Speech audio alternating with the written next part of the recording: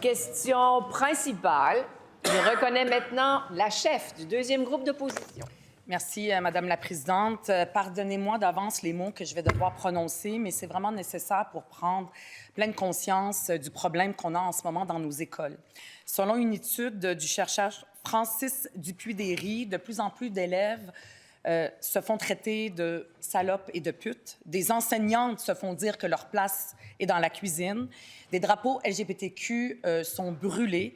J'en ai parlé hier sur mes réseaux sociaux, puis j'ai reçu beaucoup de témoignages de femmes qui se sentent impuissantes et qui ont peur, notamment Catherine, qui voit des enfants de 10 à 12 ans faire des saluts nazis en classe. Juliette a dû terminer ses études aux adultes parce qu'il y avait trop de haine dans son école secondaire qu'elle a dû abandonner. Jennifer sent que l'école et le gouvernement l'ont laissé tomber. Sans Madame la Présidente, ça se passe aujourd'hui dans le Québec de 2026.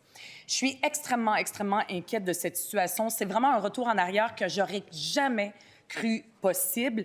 L'égalité entre les femmes et les hommes, on le sait, au Québec, c'est non négociable. Moi, je veux pas que nos filles soient obligées de se battre comme nos mères et nos grands-mères. Ma question est très simple pour le gouvernement de la CAQ. Est-ce que la CAQ va continuer à tolérer ce retour en arrière dans nos écoles du Québec, oui ou non? Et la réponse de la ministre responsable du sport, du loisir et du plein air. Oui, merci, Madame la Présidente. Effectivement, les propos qu'on entend sont inacceptables, inappropriés. Évidemment, on ne tolère pas ce genre de propos. On a reçu le rapport qui a été commandé par la FAE. Évidemment, on va en prendre connaissance et on pourra apporter des réponses, ou en tout cas, du moins, peut-être des mesures, des pistes de solutions. Alors, évidemment, en matière d'égalité, vous savez, Madame la Présidente, on a posé des gestes très concrets pour faire en sorte, justement, de s'assurer de cette notion d'égalité. Il faut évidemment agir en prévention. On se rappelle qu'on a implanté le cours de culture et de citoyenneté qui donne aux élèves, justement, des repères clairs en matière d'égalité, en matière de respect des droits, en matière de pensée critique, et on aborde notamment la notion de sexe et de genre.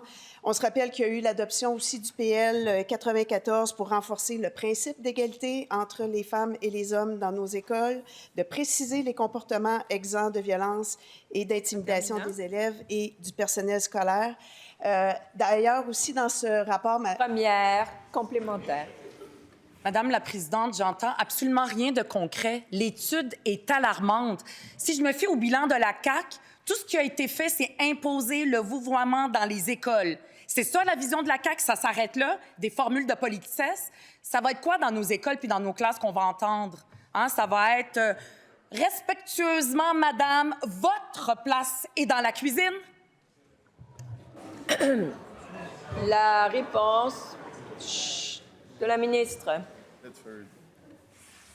Je vais prendre une bonne respiration. Je pense que c'est ce qu'on a mis en place pour faire en sorte qu'il y ait l'égalité entre les hommes et les femmes, notamment via toutes les mesures qu'on a mises en place pour la laïcité. Je pense qu'il faut le saluer. Je vais peut-être ramener à des sujets qui sont un peu plus près de moi dans le rapport sur la violence dans le sport, notamment, ou des comportements.